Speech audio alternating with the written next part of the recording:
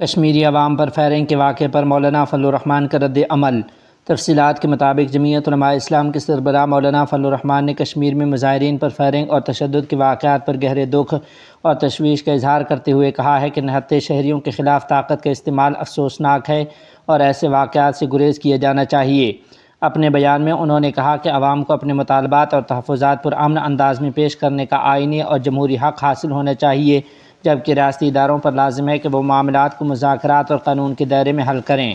مولانا فضل الرحمان نے کہا کہ احتجاج کرنے والوں کو محض الزامات کی بنیاد پر غیر ملکی ایجنٹ قرار دینے کے بجائے ان کے مطالبات کو سنجیدگی سے سنا جانا چاہیے۔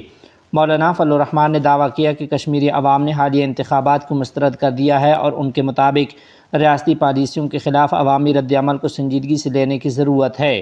انہوں نے مطالبہ کیا کہ تشدد کا سلسلہ فوری طور پر بند کیا جائے، شہریوں کے جان و مال کے تحفظ کو یقینی بنایا جائے اور عوام کو پرامن احتجاج کا حق دیا جائے۔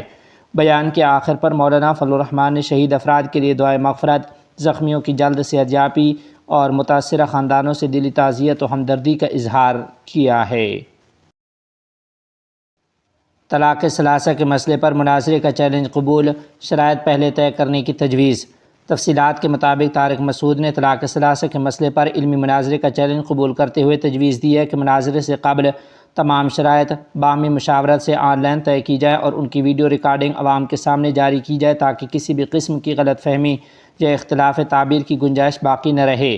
اپنے بیان میں مفتی طارق مسعود نے کہا کہ 23 جولائی 2026 کو حافظ صدیق رضا کی ویڈیو سامنے آئی جس میں اس نے طلاق ثلاثہ کے مسئلے پر دیا گیا چیلنج قبول کیا۔ ان کے مطابق 2021 سے مسلسل چیلنج دینے کے باوجود انہیں اس سے قبل ایسی کوئی ویڈیو موصول نہیں ہوئی تھی، اس لیے اب وہ اس کا فوری اور مثبت جواب دے رہے ہیں۔ انہوں نے مزید بتایا کہ ثناء اللہ سنابلی کی ویڈیو بھی انہیں موصول ہو چکی ہے اور وہ ان کے ساتھ بھی علمی گفتگو کے لیے تیار ہیں۔ طارق مسعود کے مطابق مناظرے سے پہلے دونوں فریق اپنے اپنے دعوے اور موقف کو واضح انداز میں تحریری یا ریکارڈ شدہ صورت میں پیش کریں تاکہ بحث غیر ضروری موضوعات میں الجھنے کے بجائے اصل مسئلے پر مرکوز رہے اور عوام کے سامنے ایک منظم، علمی اور واضح گفتگو پیش کی جا سکے۔ انہوں نے خاص طور پر صدیق رضا سے درخواست کی کہ وہ طلاق ثلاثہ کے مسئلے پر اپنا موقف دو ٹوک انداز میں بیان کریں تاکہ مناظرے کا بنیادی نقطہ ابتدائی میں واضح ہو جائے۔ طارق مسعود نے یہ بھی کہا کہ چونکہ صدیق رضا اس وقت کراچی پاکستان میں موجود ہیں، اس لیے پہلے ان کے ساتھ شرائط طے کی جائیں جبکہ بعد ازاں ضرورت پڑنے پر ثناء اللہ سنابلی کے ساتھ بھی اسی ترتیب سے علمی گفتگو آگے بڑھائی جائے۔ طارق مسعود نے اس بات پر زور دیا کہ ان کا مقصد جذباتی ماحول پیدا کرنا نہیں بلکہ ایک منظم، سنجیدہ اور علمی انداز میں مسئلے پر گفتگو کرنا ہے۔